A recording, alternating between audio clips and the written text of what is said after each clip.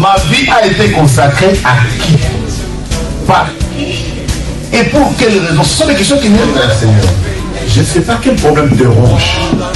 Mais Anne montait, descendait, maman, des années et des années et des... avec les mêmes problèmes, avec la même honte, avec la même ignominie, avec le célibat international.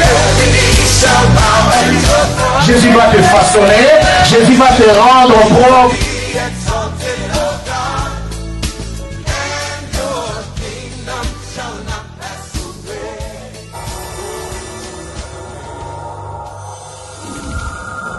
Seigneur, notre Dieu Tout-Puissant qui m'a fait grâce de me tenir au-devant de vous ce matin.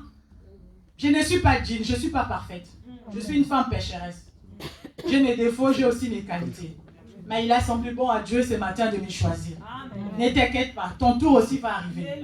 Aujourd'hui c'est mon tour, demain ça sera ton tour. J'ai affaire avec ce qui. Ne te dis pas j'ai beaucoup de péchés, j'ai beaucoup péché, jamais ça arrivera. Ça arrivera ces jours-là. Vous allez comprendre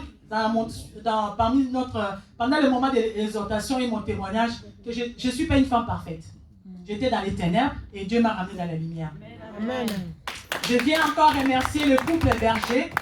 Je viens remercier papa et maman que le Seigneur a utilisé ce matin comme canal pour me permettre de passer au-devant de vous, pour témoigner, pour parler. Parce que là, ce matin, je ne vais pas prêcher. Je vais exhorter, je vais témoigner. Nous allons partager. Nous allons partager mon expérience que j'ai expérimenté avec ces dieux-là pour arriver là où je suis aujourd'hui. Donc, je remercie papa et maman, que Dieu vous bénisse, qui se souvient de vous et de votre descendance.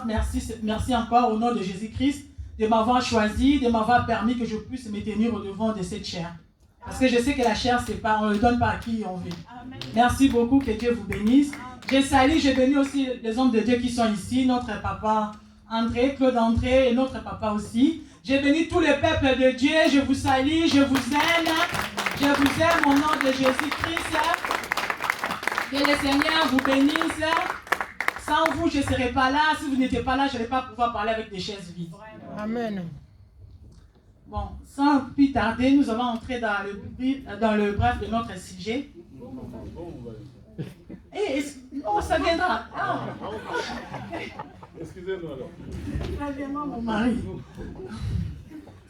Ne vous inquiétez pas. Je salue aussi la présence de mon mari. Et je remercie le Seigneur de la permission qu'il m'a accordée pour que je puisse me tenir au-devant de vous. Parce que les parents m'ont appelé, ils m'ont dit, grâce, c'est toi qui vas exhorter ce dimanche et tu vas donner aussi ton témoignage. Je parlais à mon mari, il a accepté. S'il n'avait pas accepté, je n'allais pas être là. J'ai béni mon mari, chérie, je t'aime. Ça est béni. Ok. Bon, je vais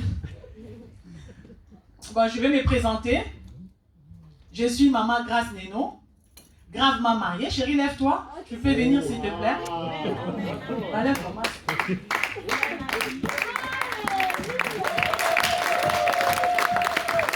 Je l'appelle mon mari, mon époux, mon ami, mon confident. C'est vraiment l'ami de tous les jours. Donc lui, après le Saint-Esprit, c'est lui. Je partage avec lui mes révélations, mes douleurs, mes souffrances. Tout, je partage avec lui. C'est l'homme de ma vie, je l'aime beaucoup. C'est lui qui est venu me tirer de là où j'étais dans les prisons de la sorcellerie, dans les célibats. C'est lui qui est venu me tirer de là pour m'honorer, pour faire de moi aujourd'hui une grande dame, une femme mariée. Je l'appelle des fois mon Seigneur. Ouais, des fois je l'appelle mon Seigneur à la maison, il est là lui-même.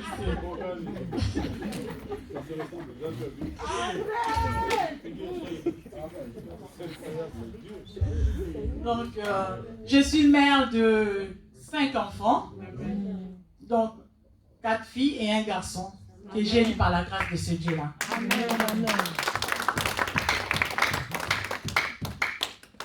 Je suis aînée d'une famille de 5 enfants, dont 2 filles, 3 garçons. J'ai 48 ans d'âge. Je suis fonctionnaire d'État dans un ministère de la place, là où je travaille. Je suis comptable de formation. Je travaille en tant que comptable liquidatrice des marchés publics d'État. Donc, je paie les factures de l'État. Je travaille au service financier de mon ministère. Je suis maman sociale. Alléluia.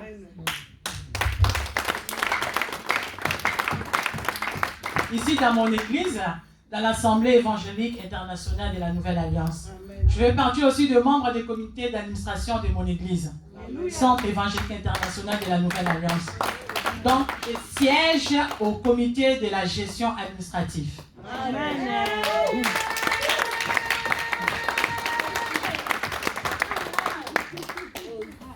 Je viens d'une famille polygame.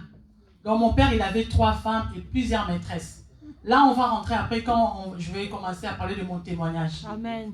Pour l'instant, nous allons prendre nos Bibles au nom de Jésus-Christ. Nous allons lire dans Jean 4, versets 1 jusqu'à 9.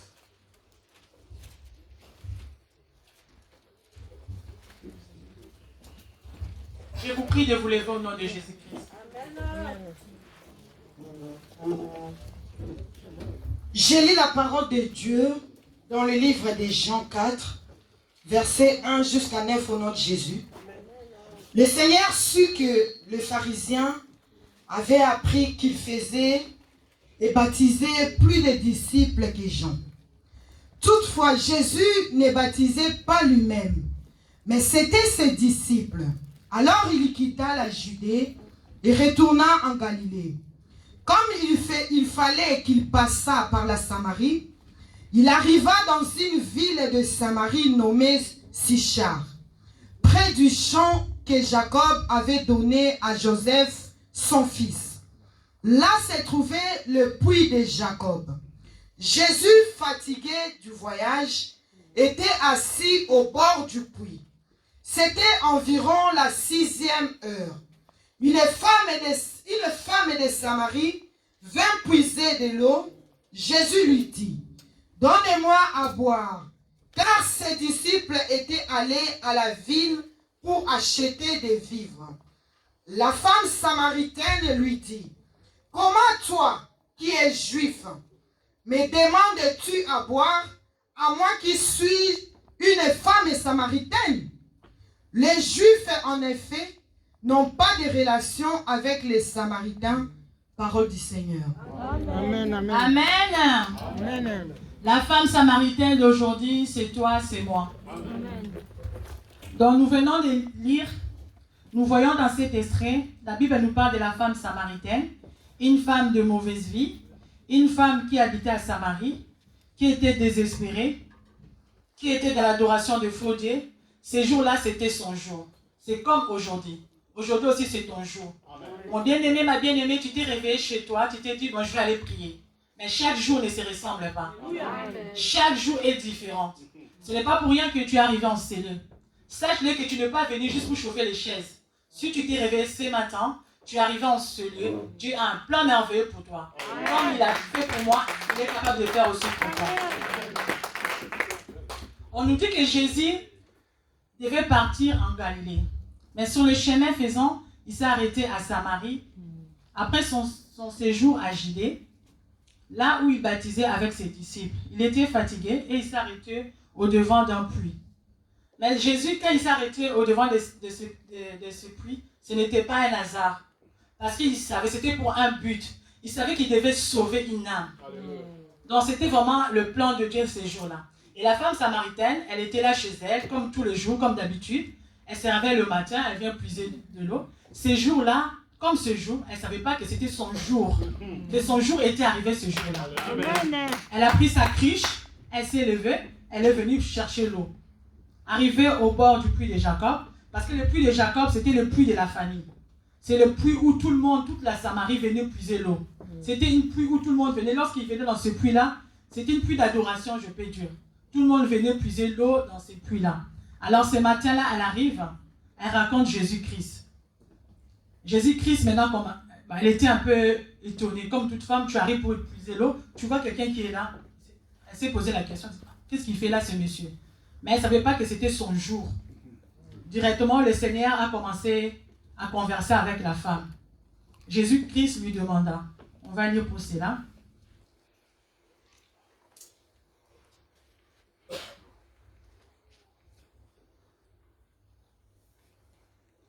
Et Jésus-Christ lui demanda de l'eau. Directement, la femme samaritaine lui dit, Jésus-Christ lui dit, donne-moi à boire, verset 7. Donne-moi à boire. Parce que ses disciples étaient partis chercher de vivre dans la ville. Pendant que Jésus-Christ s'est reposé, Jésus lui a demandé de l'eau. La femme samaritaine lui répondit, verset 9, nous allons lire, comment toi qui es juif, me demandes-tu à boire, à moi qui suis une femme samaritaine? Les Juifs, en effet, n'ont pas de relation avec les Samaritains. Parce qu'à cette époque-là, les Juifs et les Samaritains ne s'attendaient pas. Les Juifs considéraient les Samaritains comme des gens de mauvaise vie. Parce qu'ils étaient dans l'adoration de faux dieux. Ils disaient qu'ils adoraient les dieux d'Abraham, d'Isaac, de Jacob, mais en même temps, ils mélangeaient. Il y avait le mélange. Donc les Juifs considéraient les Samaritains comme des païens. Donc il n'y avait pas les relations entre eux dans cette époque-là. Et la femme samaritaine, elle était étonnée. C'est normal qu'elle pose cette question. Comment toi, juif, peux-tu me demander à moi, la femme samaritaine, de l'eau? Parce que la femme samaritaine, elle avait vu son état, elle connaissait ce qu'elle était. Elle était sale, elle savait qu'elle vivait dans l'impudicité, elle ne vivait pas selon les normes de l'Éternel. Directement, elle posait la question à Jésus-Christ. Après, Jésus lui répondit dans le verset 10, « Si tu connaissais les dons de Dieu, et qui est celui qui te dit, donne-moi à boire, tu l'aurais toi-même demandé à boire, et il t'aurait donné de l'eau vive. » Dès qu'il a dit ça, la femme, ça lui a tiqué. Directement, elle s'est dit, elle-même, ça, c'est pas un homme. Au début, elle avait pris Jésus comme un homme ordinaire, normal. Directement, elle s'est dit, non, ça, c'est pas un homme ordinaire. Comment il peut me dire qu'il peut épuiser, il peut me donner de l'eau? Directement, ça lui a rassuré. Directement, elle a dit, bon, Seigneur, on va aller dans le verset 11, lui dit la femme, tu n'as rien pour puiser, et le puits est profond. D'où aurais-tu donc cette eau vive? Es-tu plus grand que notre père Jacob qui nous a donné ce puits et qui nous a bu et qui en a bu lui-même ainsi que ses fils et ses troupeaux? Après Jésus lui dit, Jésus a regardé la femme, il a souri, j'imagine, Jésus il a souri, il a dit, il lui a répondu, quiconque boit de cette eau aura encore soif. Mais c'est lui qui boira de l'eau que je lui donnerai n'aurait jamais soif. Et l'eau que je lui donnerai deviendra à lui une source d'eau qui jaillira jusqu'à dans la vie éternelle. Amen. Directement, la femme, elle a sursauté. Je vois la femme, la scène. La femme, elle a sursauté. La femme, elle dit, tu es Seigneur. Donne-moi de cette eau. Directement. Jésus ne lui a pas donné de l'eau directement. Jésus lui dit, va, lui dit, appelle ton mari et viens ici. La femme, directement, elle s'est sentie en elle, je m'imagine, triste. Parce qu'elle savait qu'elle n'avait pas de mari. Qu'elle vivait avec des hommes, elle enchaînait des histoires aux histoires. Donc, du jour au lendemain, donc l'homme qui était même dans sa maison, ce n'était pas son homme. Directement, la femme s'est sentie un peu triste. Jésus lui dit, non, la femme dit à Jésus, je n'ai point de mari. Jésus lui dit, tu as eu raison de dire je n'ai point de mari. Car tu as eu 5 maris et celui que tu as maintenant n'est pas ton mari. En cela, tu as dit vrai. Donc, si je lis tout cela, c'est pour vous faire comprendre que la femme samaritaine, là où elle vivait en Samarie, elle était dans la malédiction de sa famille. Elle s'appuyait sur le puits de Jacob. Elle était dans la sorcellerie. Elle pensait la vie qu'elle menait, c'était bien, mais sans savoir qu'elle était comment on appelle, dans les condamnations, dans la sorcellerie. Elle adorait le faux Dieu. Mais ces jours-là, comme Dieu avait souci de sauver cette femme-là, Jésus voulait entrer par Samarie. Mais comme il voulait entrer par Samarie, il s'est dit, je vais sauver la femme, parce qu'il sait qu'en nous, nous les femmes, alléluia les femmes. Amen. Il ne faut jamais se sous-estimer. Amen. Dieu nous connaît. Amen. Dieu nous aime. Amen. Il fallait que Jésus, pour entrer à Samarie, passe par le canal de la femme samaritaine. Amen. Voilà pourquoi Jésus s'était arrêté au puits. Parce qu'au puits, les hommes ne venaient pas puiser l'eau. Là, c'est les femmes qui venaient puiser l'eau. Alors, ce matin, je vais parler à une femme samaritaine. Amen. Toi qui te sous-estimes, tu t'es dit, je suis une femme pécheresse, je suis impudique, sans valeur. Et tu te dis, tu te donnes beaucoup de qualifications. Je te dis, c'est pas ça que Jésus te considère. Jésus ne te voit pas comme ça. Ce jour-là, la femme samaritaine, elle venait puiser l'eau, mais elle ne savait pas que c'était le jour de la rencontre. C'était le jour de sa délivrance. Et c'est comme ça, Jésus a commencé à converser avec la femme samaritaine. Il a essayé de rassurer la femme samaritaine, de lui parler. Et la femme samaritaine aussi a pris l'assurance, a commencé à parler à Jésus. de Dieu. Après, il lui a parlé de Dieu. Es-tu plus grand que notre père, le Dieu de notre père Jacob, leur ancêtre Jacob? Et Jésus, comme il avait compris cela, Jésus lui a dit, je suis venu parce que vous adorez ce que vous ne connaissez pas. Nous adorons ce que nous connaissons, car le salut vient des Juifs. Mais l'ère vient, et elle est déjà venue, où les vrais adorateurs adorant le Père en esprit et en vérité. Car ce sont là les adorateurs que le Père demande. Directement, Jésus lui a dit ça. D'un coup, le Saint-Esprit maintenant a ouvert les yeux spirituels de la dame, de la femme samaritaine. La femme samaritaine a compris qu'elle était dans la prison de la condamnation, elle adorait le faux Dieu, elle s'appuyait sur le Dieu de Jacob, que c'était vraiment pas ça, et que vraiment en face d'elle maintenant, elle est devant, elle-même elle a dit, tu es un prophète, parce que quand Jésus lui a parlé, lui a dit que tu as dit vrai, dans la maison, l'homme qui est dans ta maison, c'est pas ton homme. Quand elle a posé la question à la femme de la Samaritaine d'aller chercher son mari. Donc déjà, elle-même, elle avait déjà confessé, je vois vraiment vous êtes un prophète. Et c'est comme ça que Jésus a commencé à converser avec la femme samaritaine. Il est venu pour sauver la femme samaritaine, pour la faire sortir de la condamnation, de la malédiction, là où elle était dans les prisons des ténèbres, pour la ramener à la lumière. Excusez-moi, tout à l'heure, j'ai oublié de donner les thèmes de mon message. Le titre, c'est des ténèbres à la lumière. Donc la femme samaritaine était dans les ténèbres. Jésus est venu sortir la femme de Samaritaine des ténèbres à la lumière, pour la ramener dans la lumière. C'est comme toi et moi aussi. Cette histoire de la femme samaritaine, c'est mon histoire. Moi, j'étais aussi dans les ténèbres, dans la prison des ténèbres de ma famille. Et des ténèbres, Jésus m'a fait sortir des ténèbres pour me ramener à la lumière. Amen.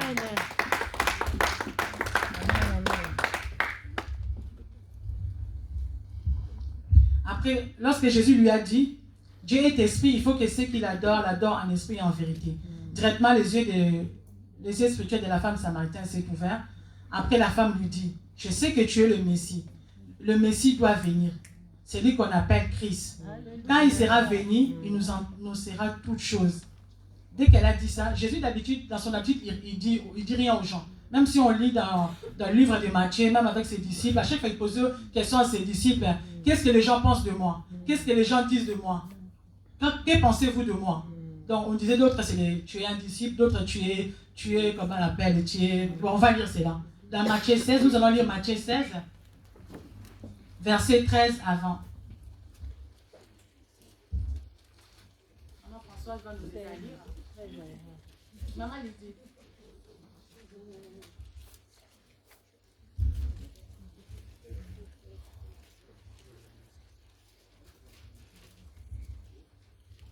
Je lis la parole de Dieu dans le livre de Matthieu 16, 13 à 20 au nom de Jésus.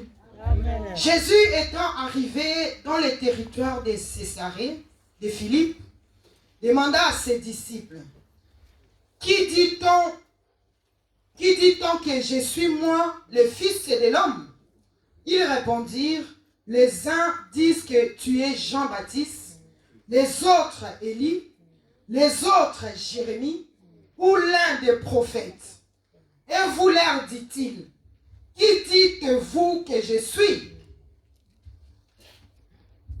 Verset 16. Simon-Pierre répondit, tu es le Christ, le Fils du Dieu vivant. Jésus reprenant la parole lui dit, tu es heureux, Simon, fils de Jonas. On va s'arrêter là. Merci. Donc on comprend bien que Jésus-Christ, il ne dévoilait pas son identité. Pendant tout le temps qu'il était avec ses disciples. Mais ces jours-là, la femme samaritaine a trouvé grâce. Jésus lui dit dans le verset 26, je suis moi qui te parle. Je suis. Donc quand la femme samaritaine lui a dit, vous êtes le Messie, lui a posé la question.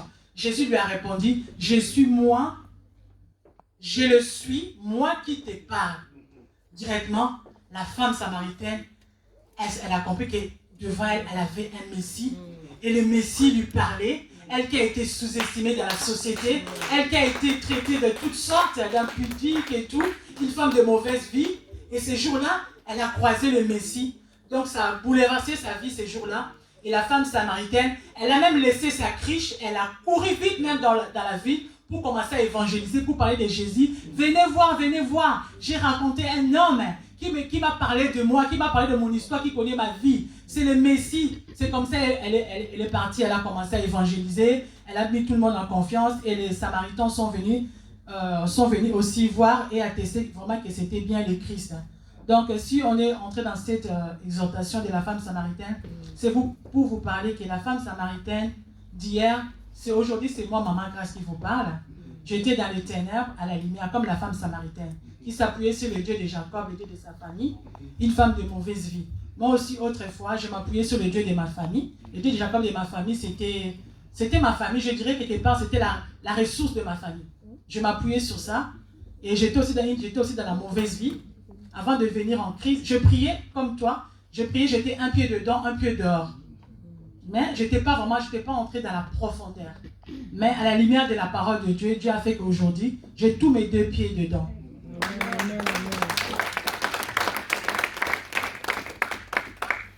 Mon témoignage comporte 4 parties. Je l'ai titré comme suite des ténèbres à la lumière, comme je viens de vous le dire.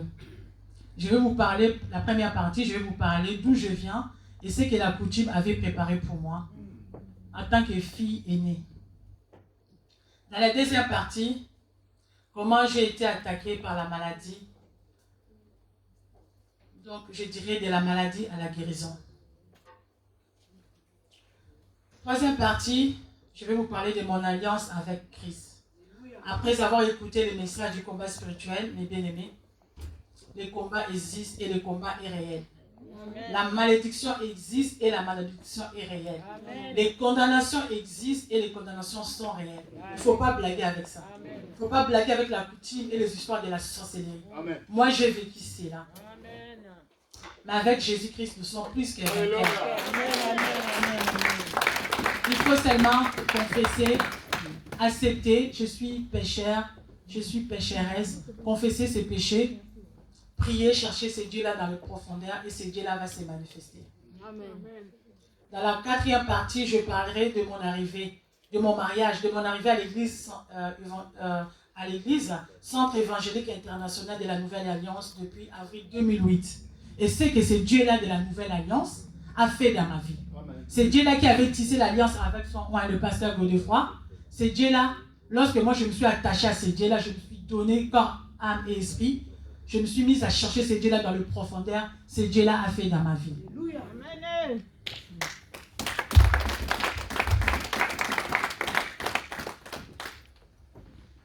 Comme je viens de le dire, je suis Maman Grâce Neno, mariée gravement. Neno, c'est le nom de mon époux. Mais mon nom de naissance, c'est Ngoï Tijouka Joséphine. Grâce, je l'ai eu dans le Seigneur. C'est Dieu qui m'a donné ce nom de grâce par une servante de Dieu. C'est elle qui avait prophétisé. Lorsqu'elle avait entendu mon témoignage pour la première fois, elle m'a dit, toi, tu ne vas plus t'appeler Joséphine, tu vas t'appeler Grâce. Tu es la grâce de Dieu. Parce que sans Dieu, tu ne serais pas là. Amen. Je viens d'un tribu Louba. Je suis des Kasaï orientales. Je suis née normalement comme je dirais, comme tous les enfants. Je suis née normalement. Ma mère, elle m'a eu à 15 ans. Elle était mariée coutumièrement à mon père à l'âge de 14 ans. Et moi, elle m'a conçue, elle m'a eu à 15 ans. Elle était mariée vierge. Tout ça, c'était à cause de la souffrance et je dirais aussi la sorcellerie de sa famille. Elle était comme deuxième femme de mon père.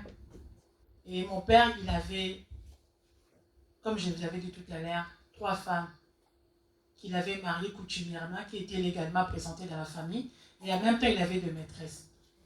Donc, du côté de mon père, je peux être la 4e ou 5e. Parce que mon père cherchait à avoir 2 filles. Quand il avait déjà eu au moins 4 ou 5 filles, il cherchait à avoir des filles, il cherchait à avoir des garçons plutôt, excusez-moi. La première femme avait donné à mon père qu'il y ait des filles. C'est comme ça mon père est parti chercher la deuxième femme pour avoir un garçon. Et à la surprise à ma naissance, je suis l'aîné de ma mère, de la famille de ma mère, et j'étais encore une fille. Mais mon père ne m'avait pas rejeté, il m'avait accepté. Et Tijouka que je vous parle là, c'est le nom de ma marâtre, de la première femme de mon père. Mon père, lui, s'appelait Ngoï Jérôme Kalongo. C'est le nom de mon père, il est déjà décédé. Mon père, à l'époque, il travaillait avec le Belge, il travaillait en Bujumaï, c'est là où il était directeur des écoles, et en même temps, il était enseignant. C'est comme ça qu'il a raconté ma mère. Bon, ils ont eu une histoire, moi je suis née. Par la suite, on m'a confié par ma mère. Là, c'est un autre témoignage. Mon témoignage est tellement long, on peut faire même un séminaire. Pour vous parler comment mon père et ma mère, ils avaient fait une alliance avec ma grand-mère. j'ai quitté la résidence familiale pour aller habiter avec ma grand-mère. Donc ma grand-mère, elle était comme une nourrice pour moi. Donc ça, c'est un autre témoignage. Quand le Seigneur permettra, nous y reviendrons. Je viendrai témoigner en long et en large pour parler de ça. Aujourd'hui, nous allons juste s'intéresser plus du côté de la maladie, les cas de la maladie.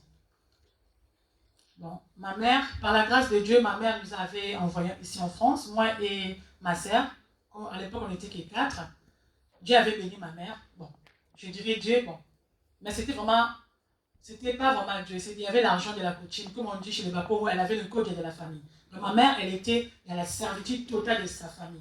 Donc elle devait servir sa famille. Elle devait s'occuper de sa mère, l'arrière-grand-mère, sa grand-mère qui était à la maison, de toute la famille. Donc nous, elle s'occupait de nous, mais il ne fallait pas qu'elle fasse ce qu'elle avait fait. Elle nous a fait quitter, nous tous, ces 4 enfants dans les années 90. Nous 4, elle nous a fait voyager directement. Nous sommes venus en Europe et avec un de mes cousins. Nous, on habitait avec ma grand-mère, là, on habitait. À Kinshasa, j'habite à Kitambo, quartier Jamaïque. Dans cette maison-là, familiale, on habitait, il y avait moi, ma grand-mère, l'arrière-grand-mère, donc la mère de ma grand-mère qui habitait avec nous. On avait un cousin de ma mère qui habitait avec nous et mes 2 frères. Et une cousine à ma mère dans cette maison. Ma mère nous a fait quitter, elle n'a rien dit à personne. On est parti. Au début, c'était ma soeur. Après, c'était moi qui avais voyagé discrètement. Après, c'est mes petits frères. On arrive bien ici en Europe. On a commencé à vivre. Parce que là, on habitait chez nous. Nous, on croyait que tout était bien. On mangeait. Pour nous, c'était bien tout ce qu'on avait besoin. Moi, ma grand-mère, elle m'aimait beaucoup. Elle m'appréciait.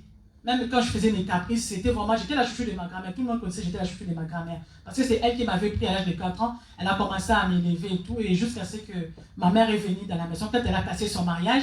Là, c'est vraiment notre témoignage de ma mère, c'est le célibat. Le célibat l'avait réclamé. Et ma mère, elle avait cassé le mariage. Elle est venue habiter avec ma grand-mère. Et elle a commencé à faire des affaires. C'est comme ça qu'elle a évolué dans les affaires. Par la grâce de Dieu, bon, elle a été bénie, je dirais, financièrement. Donc ma mère nous a fait quitter à Kinshasa. Nous sommes arrivés ici en Europe. Tout allait bien. Bon, comme une toute jeune fille, j'aimais beaucoup Dieu. Moi, depuis Kinshasa, j'aimais vraiment beaucoup les Seigneurs. Je ne comprenais pas. J'aimais les Seigneurs. Là, on habitait à Yolo avant qu'on soit à Kitambo. J'allais à l'église catholique. J'aimais bien aller à l'église catholique. Et là, j'étais même, on appelle Elengue Amouinga. Je suivais les cours parce qu'à l'époque, j'étudiais à l'école Maloula. C'est là où j'ai fait ma première communion. Et j'ai été baptisé, j'ai eu ma première communion.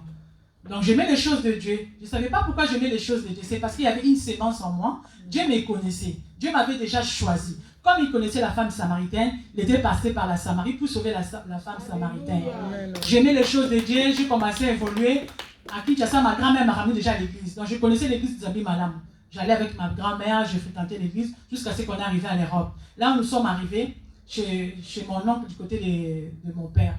On a trouvé une jeune fille qui était à la maison. La sœur, elle priait aussi, elle priait ici dans une église pentecôtiste. À l'époque, c'était pasteur Bolamba, le papa de Marie Boita, ceux qui connaissent la chanteuse Marie Boita. Donc à cette époque-là, c'est lui qui faisait succès vraiment ici en Europe. Donc on a commencé à prier, je suis entré dans les chants de Dieu, j'ai commencé à prier, à chanter, à servir Dieu à l'église, mais sans savoir que le jour où j'ai quitté Kinshasa, j'étais quitté aussi avec la malédiction.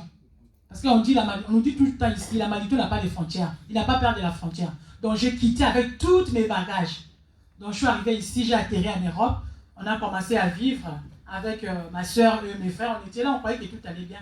Mais sans savoir que derrière nous, il y avait la malédiction. Il y avait une parole de malédiction qui s'est prononcée jour et nuit.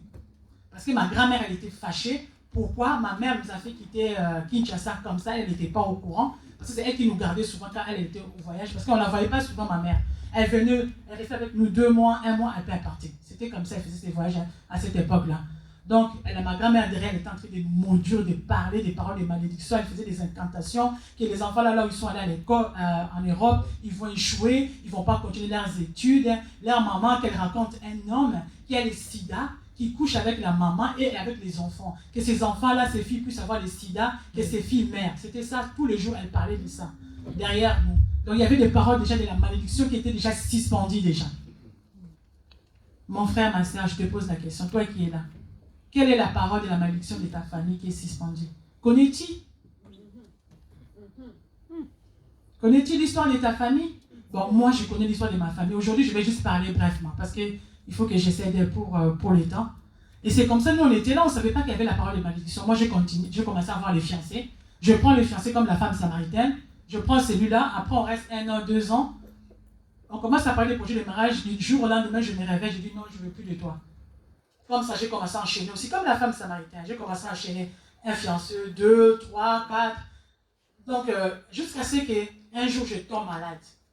Pendant que je tombe malade, avec les dernières fiancées que j'avais à l'époque, je tombe malade, je commençais à avoir des problèmes de peau. Ça a commencé par les problèmes de peau. J'avais des boutons qui sortaient et tout, mais je ne savais pas que c'était la parole de malédiction qui me suivait. Je commençais à avoir des petits boutons dans ma peau et tout, ça sortait de partout, des petites... Mais bien aimé, il ne faut jamais se moquer de gens. Quand tu vois une personne avec ses défauts, il ne faut pas se moquer. Tu ne sais pas d'où vient cette personne. Tu ne sais pas pourquoi la personne est comme ça. Parce que la personne peut-être avant n'était pas comme ça. Et là, tout a changé dans sa vie. Elle a eu peut-être un accident ou il y a une situation qui est arrivée, une maladie grave, la personne a changé. Directement, mon fiancé m'a dit, parce qu'à l'époque, on m'appelait, avant que je sois baptisée par grâce, on m'appelait Joséphine. Donc lui, il m'appelait maintenant Joe. Il dit, oh Joe, comment tu commences à développer des signes? Qu'est-ce qui se passe dans ta vie? J'ai dit, je ne sais pas. Et après, un jour, je commençais à tousser. Un beau matin, comme ça, je tousse, j'ai commencé à cracher du sang. Vraiment, le sang, et lui, il avait vu. Après, on a appelé le médecin d'urgence. Comme on habitait à Paris, on a appelé un médecin d'urgence. Le médecin est arrivé, il lui a posé la question. Il a dit, non, je vis. On était bien, elle a commencé à tousser. Et elle a craché du sang. Après, le monsieur a dit que le sang, c'était comment? Il a dit que c'était rouge foncé. Et on peut mesurer une demi-verre de sang. Il a dit, non, c'est grave. Directement, il appelle l'hôpital le plus proche. C'était l'hôpital Saint-Louis, à Paris, dans les 10e. C'est comme ça, on a appelé l'ambulance et on m'a escorté. Je suis arrivé à l'hôpital en urgence. J'arrive à l'hôpital, on me met de côté, on m'examine, on me laisse de côté. On commence à me poser des questions. J'ai dit non, j'ai souffert, j'avais tout le temps des angines répétitives et je ne sais pas, j'ai commencé à avoir l'éruption cutanées, ma peau s'abîmait, je ne comprenais pas. Et cette maladie-là, c'est la maladie des P7. Et cette maladie-là, c'est les gens de l'Espagne, les gens de la Méditerranée qui ont cette maladie-là. Moi, je ne suis jamais allée en Espagne. J'ai une maladie qui vient des gens de la Méditerranée. Après, les médecins, ils me regardent ma peau, comme la peau était un peu abîmée. Ils m'ont dit, vous avez des origines espagnoles? Je dis non, moi j'ai pas de... Après, ils m'ont dit, non, vous avez une sorte de maladie, mais on va essayer d'examiner pour voir. J'ai dormi, on m'a gardé en urgence. Le lendemain, je vois un médecin qui arrive. Celui-là, vraiment, Dieu avait envoyé pour moi. Il me regarde, il me parle, il me dit, comment vous êtes arrivé ici, vous, une jeune fille? Parce qu'à l'époque, j'avais presque 28 ans, donc j'allais vers mes 29 ans. Comment une jeune fille comme vous venez à l'hôpital, vous êtes malade, qu'est-ce qui se passe? Je lui ai expliqué, bon, je ne sais pas, je commençais à avoir des problèmes de santé. C'était la condamnation, c'était les réclamations, c'était la parole que ma grand-mère avait prononcée. Parce qu'elle, dans son but, était de tuer ma mère. Parce que ma mère, elle avait désobéi à la loi de la coutume. Ma mère, elle devait servir la famille, elle et toute sa famille, du côté de sa mère. Parce que ma mère, elle servait plus du côté de sa mère. Pas du côté de son père, mais du côté de sa mère, côté maternel. Elle faisait venir tout le monde du village, donc elle servait tout le monde. Et comme elle avait envoyé ses enfants en Europe, il y a eu un problème avec ma grand-mère, il y a eu une cassure. Ce qui fait que ma grand-mère, elle voulait maintenant tuer ma mère, mais elle n'a pas réussi par la grâce de Dieu parce qu'elle avait déjà commencé à prier. Elle avait déjà rencontré Jésus-Christ de Nazareth. Alors ils se sont décidés maintenant, comme on n'a pas réussi à la tuer, c'est la fille aînée maintenant qu'on va cibler. Et c'était moi qui étais la cible, la fille aînée.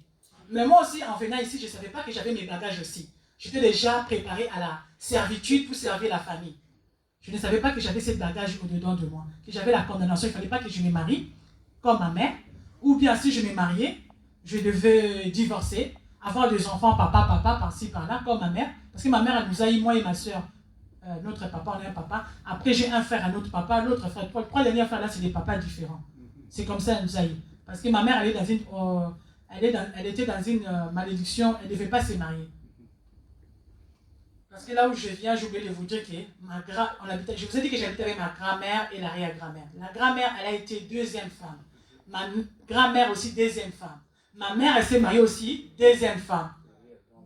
Arrière-grand-mère aussi, 2e femme. Il fallait maintenant le tour de nous, les enfants aussi, qu'on puisse, que cette lien-là de la famille, qu'on puisse continuer avec ces liens-là. Mais comme moi, j'aimais Dieu, j'aimais le Seigneur, mais ça, je savais. Même je vivais normalement comme toute jeune fille, que dans ma famille, je savais qu'il y avait des liens là de la polygamie, des 2e femmes. Mais là, je vais parler plus à l'hôpital. Alors après, on m'examine, on commence à me faire les examens, je fais l'IRM, je fais des scanners. On trouve que c'était l'embolie pulmonaire. Les médecins se sont étonnés, ils m'ont vu. je suis toute mince. Ils m'ont posé la question, est-ce que vous avez voyagé ces derniers temps? J'ai dit non, je n'ai pas voyagé, je suis là. Combien de temps vous êtes en France? J'ai dit non, à l'époque, ça faisait déjà 12 ans. J'ai dit non, ça fait 12 ans que je suis en France. Est-ce que vous êtes déjà retourné en Afrique? J'ai dit non, je ne suis jamais retourné en Afrique. Ils m'ont dit, ah, là vous avez l'embolie pulmonaire. Normalement, c'est la maladie de grandes personnes, de vieux. Et c'est la maladie aussi, normalement, quand on voyage, ou bien quand tu es resté longtemps, assis longtemps, le pied, ça gonfle, les jambes, ça gonfle. Mais vous avez ces symptômes-là. Les scanners montrent que vous avez l'embolie pulmonaire et que votre poumon gauche est pourri. Il y a beaucoup de l'eau. On va vous hospitaliser, on va faire des recherches, on va les tirer, on va les tirer ces taux-là à l'aide d'une sonde et on va examiner ça, on va les cultiver ça pour voir quelles sont les bactéries qui se sont développées dans ces taux-là. Et en même temps, j'avais le problème aussi des angines. J'ai expliqué au médecin. C'est comme ça que je suis restée à l'hôpital. J'étais partie pour un jour, je suis restée 1 mois et demi. Il fallait qu'on fasse des recherches. On m'avait même ouvert le cou ici pour aller voir au-dedans qu'est-ce qu'il y avait, pourquoi j'avais tout le temps des angines répétitives. C'est là, par la grâce de Dieu, ma mère, quand elle a su ça, elle était déjà bombachée à l'époque. Elle avait déjà découvert les dieux des combats spirituels à Kinshasa. Ma mère, elle a commencé à prier, à prier. Par ça, Dieu s'est révélé, à montrer que non, c'était une maladie qui était démoniaque et que c'était vraiment la sorcellerie. Et les médecins aussi, par la grâce de Dieu, ils ont découvert que c'était une tuberculose ganglionnaire. Les médecins même, ils étaient étonnés de me voir une jeune fille et tout avec cette maladie. Et c'est comme ça que je suis restée à l'hôpital. Après, ils ont dit c'est pas normal. J'avais oublié de dire ça aux parents lorsque j'ai témoigné. Je vous ai donné une partie de mon témoignage. Et que à l'hôpital, quand je suis restée, comme les médecins ne comprenaient pas ma maladie, ils sont allés les chercher un psychologue, comment on appelle? C'était un Sénégalais. Donc, psychologue, c'était pour voir ça, parce qu'ils se sont dit c'est les choses de la famille, c'est les choses de la coutume. Un marabout, voilà. C'était vraiment un marabout. Les médecins se sont dit, ça c'est les choses de la coutume, parce que ça n'avait jamais vu ça. Et j'étais un jour dans ma chambre, j'étais là, je savais déjà prier un peu, parce que j'allais à l'église, je connaissais un peu la parole, je priais. Je vois un psychologue qui rentre, un marabout qui rentre, je vois le médecin qui rentre, le médecin qui me soignait, avec deux médecins qui rentrent avec le marabout. Oh, mademoiselle Ngwa, concernant votre problème, on ne comprend pas. Bon, avant que les résultats sortent d'abord. On ne comprend pas votre problème. On est en train de faire des recherches. Pour l'instant, on n'a pas encore eu des résultats. Concernant la biopsie ganglionnaire, il faudra attendre au moins 3 semaines. Donc, en attendant, on s'est dit non, on vous ramène un psychologue. C'est quelqu'un de chez vous. Il n'est pas du Congo, parce que je leur avais dit que j'étais congolaise. Mais il va vous aider. Directement, je ne sais pas, ces jours-là, Dieu m'a donné l'autorité. Je dis au nom de Jésus, je ne veux pas de cette psychologue.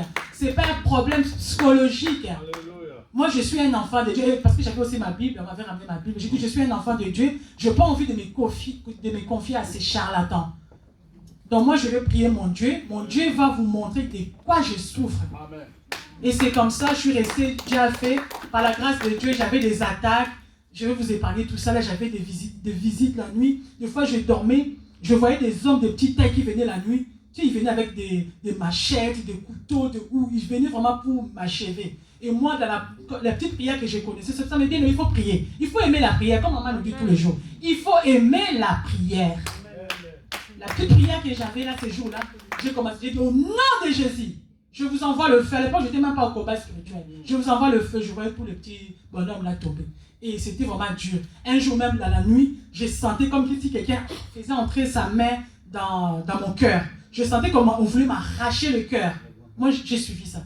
On voulait m'arracher le cœur. J'avais des douleurs pas possibles. Je sonne, ils viennent, on me donne de la morphine, on me donne des calmants. Ça ne passait pas. 2e jour, 3e jour. Les derniers jours là, c'était le jour final. Et pendant ces jours-là, par la grâce, moi, je ne savais pas que ma mère était déjà partie à la montagne de Nikassi chercher ces dieux-là. Maman disait, il faut que je voie ces dieux-là, il faut que je comprenne cette maladie-là, il faut que ma fille soit guérie. Pendant que ma mère, elle priait dans la prière, Dieu lui montrait avec les gens qui priaient, qu'elle a vu mon père maintenant qui vient, qui lui dit, donne-moi la cravate. Il venait, il était fâché, il était en train de boutonner sa chemise, il dit, ma mère, donne-moi la cravate, je peux aller participer à cette commission-là. Ma fille ne mourra pas, ta mère ne tuera pas ma fille. C'était ma mère, elle sursaute. C'est là où vraiment ma mère avait la confiance, c'était sa mère qui était derrière cette maladie. Et c'est comme ça, moi, la nuit là, c'était aussi la vie ou la mort. Mais par la grâce de Dieu, j'avais toujours ma Bible accrochée sur moi comme ça. Mais bien aimé, il faut apprendre les enfants à prier. Il faut amener les enfants dans la maison de Dieu. Si je ne savais pas prier ces jours-là, je ne sais pas ce qui allait arriver. Mais comme Dieu me connaissait, comme la femme samaritaine, Dieu m'avait déjà choisi, Dieu n'avait pas permis que ça arrive ces jours-là. Je me suis litée cette nuit-là, et jusqu'au petit matin, ils n'avaient pas réussi à m'achever. Donc le matin, les médecins sont venus, j'ai expliqué tout ce que j'avais senti la nuit et tout. Et c'est comme ça que j'ai voulu, on m'a donné des calmants. Moi, je suis restée un mois et demi à l'hôpital, après je suis sortie de l'hôpital. Là, c'était la première partie, la partie de la maladie. Mais je n'étais pas encore guérie. Je suis sortie de l'hôpital, mais j'avais encore des traitements à suivre. On m'a donné des traitements de tuberculose, plein de traitements que je devais prendre. Je suis sortie, j'ai commencé à prendre les traitements. Dieu a fait grâce, ma mère est arrivée. Ma mère est arrivée. Quand ma mère est arrivée, elle m'a dit, grâce, il faut qu'on aille au combat spirituel, tu dois commencer à prier. Il faut chercher les dieux. Je dis, maman, je prie déjà. Non, il faut que tu commences à prier. Je dis, non, moi, je ne veux pas aller au combat spirituel. J'ai l'impression que cette femme-là est magicienne. Moi, je ne veux pas aller. Parce que moi, en Afrique, là où je vivais dans la maison de ma mère, avec mes grands-parents, on ne parlait pas de la sorcellerie. Tout était caché. Tout était bien. Moi, je n'avais jamais entendu les choses de la sorcellerie. Nous, tout était ok. Ma grand-mère partait à la prière. Elle était maman diaconesse et l'église de madame dans le. Comment on appelle? Il y a un truc qui était à Bandal. Il y avait. Comment on appelle? Une cellule qui était à Bandal. Elle était maman diaconesse. Je voyais les mamans venir chez nous ramener des choses à ma grand-mère. Elle était aussi conseillère conjugale. Des fois, je me pose la question, elle conseillait quoi ma grand-mère? Parce qu'elle-même était célibataire. Elle n'était même pas dans les mariages. On voyait je vous dis la vérité, on voyait des femmes, des colonels, des mamans là qui habitaient à Bandal, Binza, qui venaient chez nous. Après, quand elles venaient, elles apportaient des offrandes à ma grand-mère. On nous ramenait des cartons de poulet. C'est pour ça qu'on ne manquait rien à la maison. On nous ramenait des choses de donner à ma grand-mère. Et ma grand-mère parlait avec ces mamans-là, après prier pour ces mamans-là. Bon, mais moi, pour moi, bon, nous, on était là, on ne s'occupait pas de ça. On était dans la distraction. Donc, c'est là où maintenant, j'ai dit à ma mère, non, je ne peux pas aller au combat spirituel. Ma mère, elle a insisté. Elle a dit, il faut qu'on aille au combat. C'est comme ça que Dieu a fait grâce. J'ai atterri au combat spirituel. J'arrive au combat spirituel. Non, avant que j'aille au combat spirituel, ma mère est partie voir les gens. Au début, quand elle m'a parlé, après, quand ma mère est arrivée au mois de novembre, je venais de sortir de l'hôpital. Tout allait bien. J'avais repris un peu la santé. Tout allait bien. On a passé Noël, Nouvel An. Les 4 janvier, il ne faut pas jouer. Hein. Tu vas te dire, bon, c'est bon, je prie là au mois de novembre, au mois de décembre. Après janvier, je vais me reposer.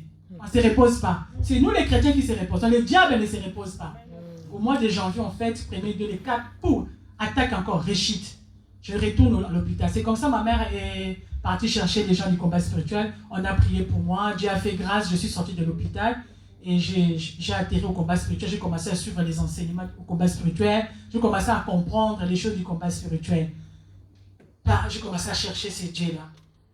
J'ai commencé à prier, aller dans le veillé, dans les chaînes de prière, j'ai commencé à chercher ces dieux-là. Et Dieu, par son amour, en 2003, c'est là où je vais entrer dans je vais vous parler de mon alliance maintenant avec Jésus-Christ. En 2003,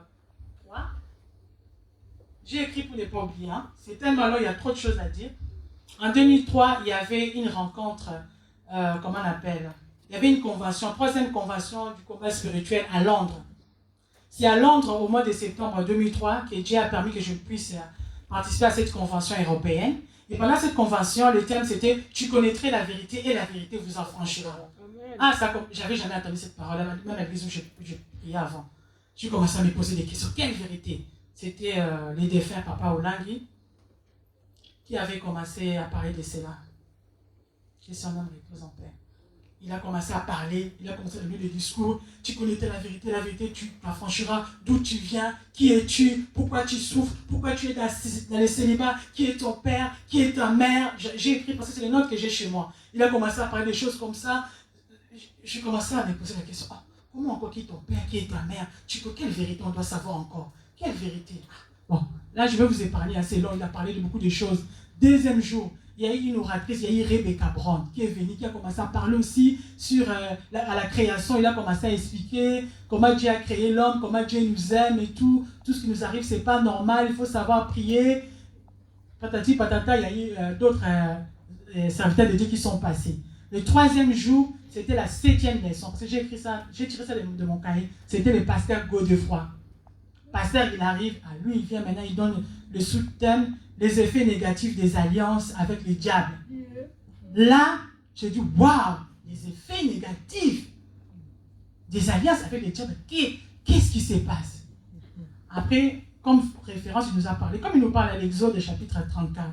Toi qui négliges l'homme de Dieu, il ne faut pas le négliger. Moi, ces jours-là, je ne savais pas même pas que j'allais venir à l'église de la Nouvelle Alliance. Je dis, il a commencé à parler de son histoire, son témoignage, comment Dieu a fait dans sa vie, comment il avait attrapé le cancer de peau, il était devenu albinos, il avait même des photos, il avait montré à la salle, comment il était devenu albinos, comment ils ont prié avec maman, ils ont cherché ces dieux-là dans les prières, dans les jeûnes et tout, comment ils se sont retrouvés au combat spirituel, ce que ces dieux-là a fait, il avait fermé son église pour vraiment rentrer dans la profondeur pour chercher ces dieux-là, et Dieu a fait, malgré Dieu avait fait dans sa vie, mais les condamnations ne lui avaient pas laissé, au niveau même administratif, ça n'allait pas au niveau des papiers, il était obligé de quitter, d'arriver ici en France. C'était sur le plan de Dieu. Parce que Dieu, s'il avait fait quitter l'homme de Dieu là-bas en Belgique, pour l'amener ici, c'était pour moi. Aujourd'hui, j'ai compris que c'était pour moi.